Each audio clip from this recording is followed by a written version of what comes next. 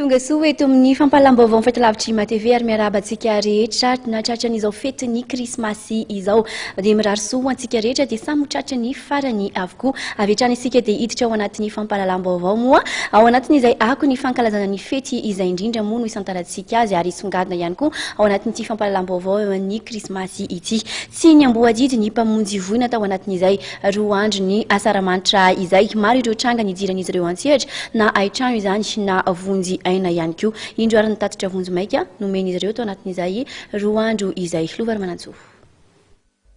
fa tsy nandry andro tsy nandry alina ihany koa ny mpamonjy vonina tao anatin'izay roa andro fankalazana ny fety Noely izay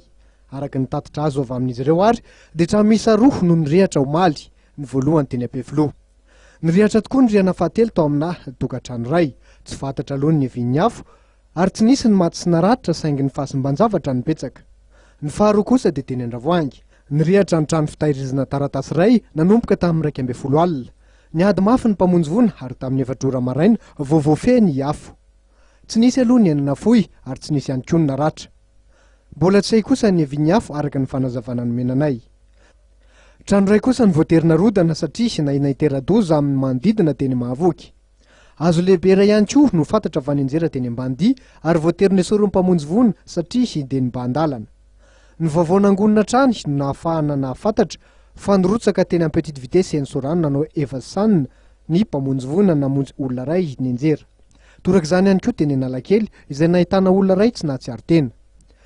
tonga natateraka ny asany hatrany ny mpamonjy vonina teny 67 hektaras beorika taorian'ny antso nataon'ny olona tsara sitrapo kanefa efa nisy nitondra nakany any hopitaly eny amin'ny sampana vonjy-taitra ireo naratra nirotsaka teny Akorondrano ihany koa androany ny mpamonjy vonina amonjy lehilahy iray izay nianjera tamin'ny moto nanatanteraka evasanina teny Anosizato ihany koa izy ireo satria nisy olona iray naratra vokatry ny asa fanendahana teny Anosizato